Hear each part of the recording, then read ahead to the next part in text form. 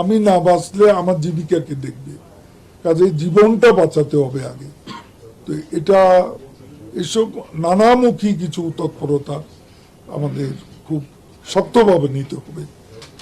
করিনি আর যেটা বাস্তবে সত্য নয় সে দাবি আমি কেন করব? এখানে আছে, এখানে ব্যর্থতা অবশ্যই আছে। নিয়ন্ত্রণে আনার জন্য বাধাগুলো আমি ভাবছি নেক্সট নিরাপত্তা কাউন্সিলের মিটিংয়ে আমরা একটা কমিটি করে দেব এই ব্যাপারে। সড়কের যে বিশেষজ্ঞরা আছে তাদেরকে নিয়ে আমি একটা কমিটি করার চিন্তা ভাবনা করছি। তারা একটা রিপোর্ট তাদের থেকে আমি চাইব অল্প দিনের ব্যবধানে, সেই রিপোর্টের ভিত্তিতে সুপারিশমালার ভিত্তিতে আমরা পরবর্তীতে যদি কোনো টাস্ক ফোর্সও করতে হয় সেটাও আমরা করব।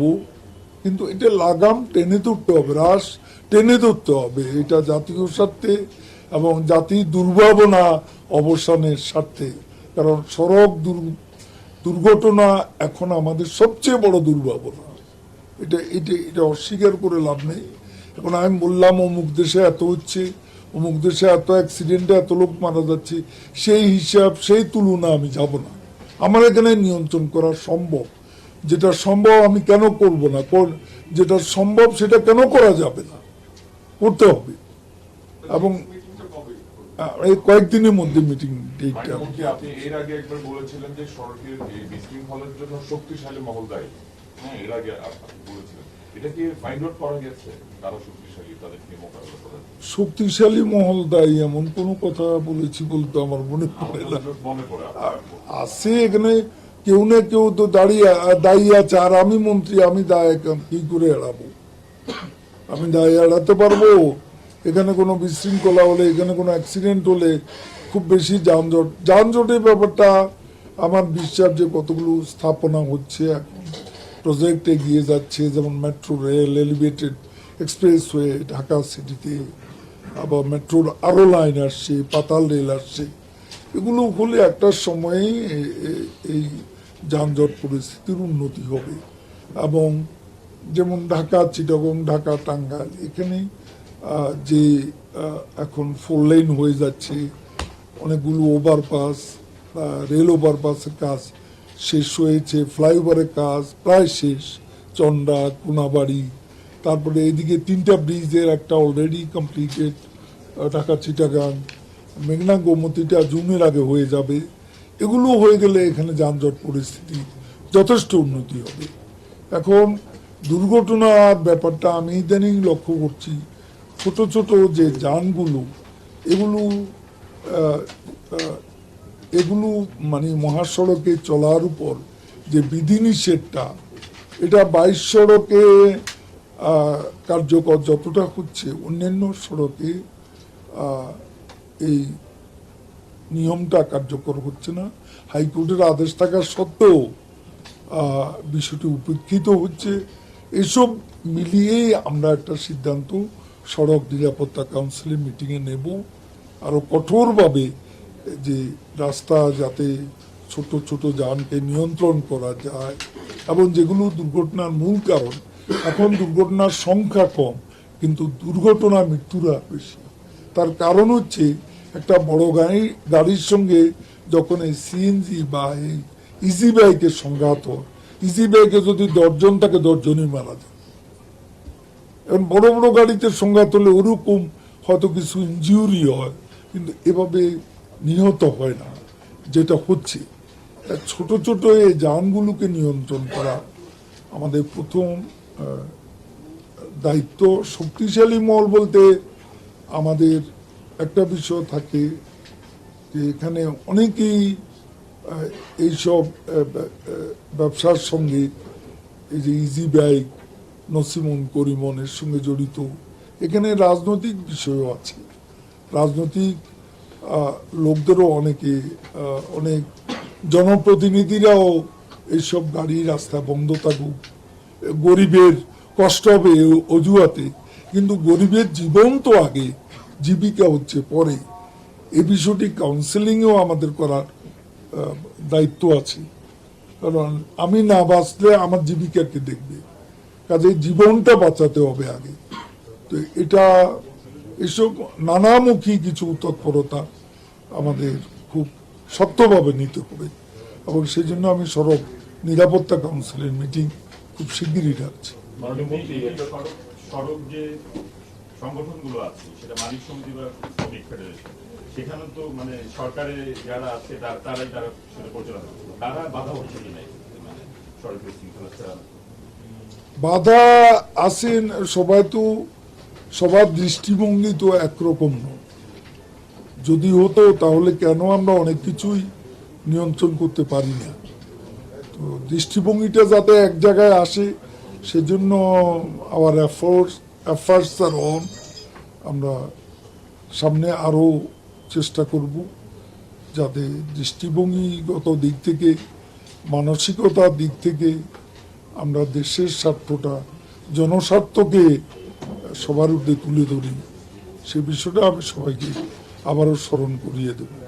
মাননীয় মন্ত্রী, একটা এই এখন এই যে অবৈধ যে নথিবহন পরিবহন, ইজি বাইক, ভটভটি এগুলো নিয়ন্ত্রণের কথা বলা হচ্ছে, কিন্তু একটা বিষয় যে এগুলো তো এখনো পর্যন্ত এই অবৈধ লক্ষ লক্ষ, মানে শুধু শহর কেন্দ্রিক না, মানে একদম একটা অজপাড়াগে গেল হাজার হাজার এগুলো ডিস্ট্রিক্ট শহরে এখনো সেগুলো আমদানি পর্যায়ে আছে। দেখুন, এগুলোর ব্যাপারে যে হঠাৎ করে হাজার হাজার লক্ষ লক্ষ এইসব ছোট ছোট যানগুলো ব্যবহার করে, চালকরা হলো গরিব মানুষ এবং যারা চলে তারাও নিম্ন মধ্যবিত্ত এবং গরিব মানুষ। কাজে এগুলো রাতারাতি বন্ধ করা যাবে না, আর বন্ধ করতে হলে এটার একটা বিকল্প ব্যবস্থা করতে হবে, আমদানি পর্যায়ে বিকল্প ব্যবস্থা করতে হবে, এগুলোর উৎসমুখ বন্ধ করতে হবে, এবং একটা নীতিমেলা করা দরকার। আমি নীতিমেলার কথাটা ভাবছি, যে একটা নীতিমেলা প্রণয়ন করা আমাদের দরকার। এটা আমি নেক্সট নিরাপত্তা কাউন্সিলের মিটিংয়ে বিষয়টি উত্থাপন করব।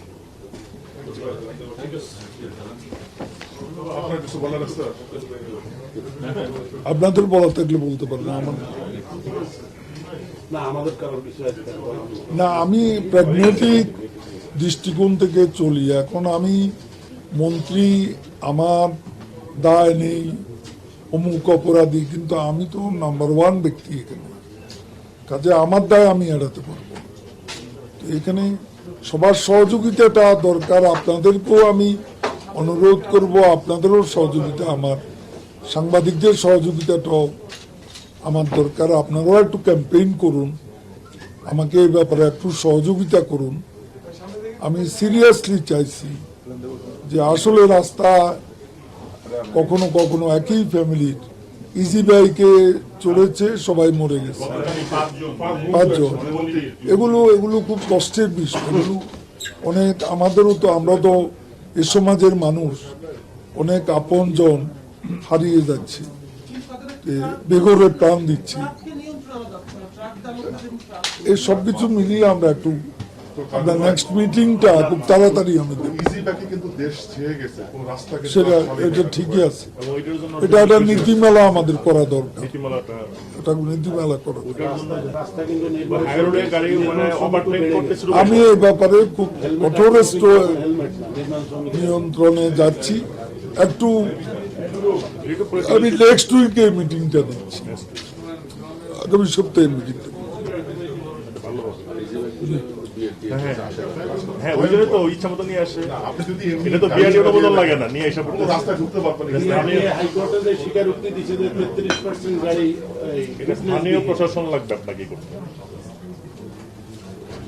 বিআরটিএ তো বিআরটিএ শস্যের মধ্যে ভূত আছে, কিন্তু মিরপুরে গিয়ে আপনি দেখবেন আগের চেয়ে সার্ভিস অনেক উন্নত, আগের চেয়ে অনেক ভালো, আগের চেয়ে উন্নত। এগুলো তো আমি খুব জোরালো ভূমিকা রেখেছি, যে কারণে পরিস্থিতির কিছু উন্নতি হচ্ছে।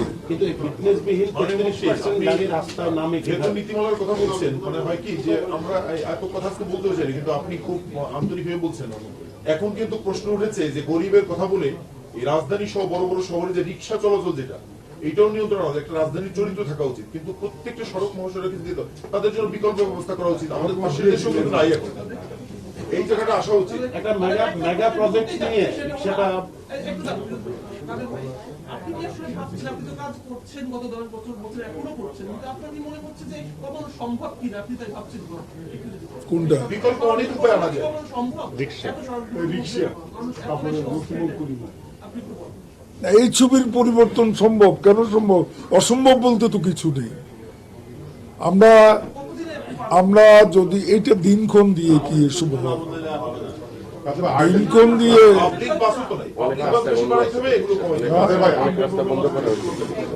শুনেন, অনেক রাস্তা অনেক রাস্তাই অফ লিমিট করা হয়েছে। আপনাদেরকে আইন গঠন করলে যে এখন যে ভাঙচুর হচ্ছে, এই বিএড উদ্যোগ করছে, এটা মানে মেনে নিচ্ছে না, সবাই মেনে নিচ্ছে। আইন যদি কঠোর হয় তাহলে অনেক কিছু করা না, আইনটা কঠোর আছে, প্রয়োগটা কঠোর হতে হবে, সেটা বলি। আইনটা আইনের মধ্যে প্রবলেম নেই, আইনটাকে কঠোরভাবে প্রয়োগ করতে হবে, সেটা হলো মোস্ট ইম্পর্টেন্ট। আমি নেক্সট মিটিংটা করি, দেখি করা যায়। আরেকটা বিষয় আপনি মিটিং আলোচনা করবেন, সেটা হলো রিক্সার গতি এখন প্রাইভেট কারের গতি চেয়ে বেশি, এটা বন্ধ করা প্রয়োজন। রিক্সার গতি বেশি হওয়ার কারণ হলো রিক্সাতে ব্যাটারি। কোনো নিয়ন্ত্রণ নেই, এটা ভয়ঙ্কর। সারা ঢাকা শহরে রিক্সা পুরোপুরি বন্ধ করা দরকার। বিকল্প এটা আমরা করে হাত পা ভাঙতেছে, সিস্টেম করা যায়। এটা তাদের ভাই দেখেন, এই যে রিক্সাতে ব্যাটারি লাগানো, থ্যাংক ইউ।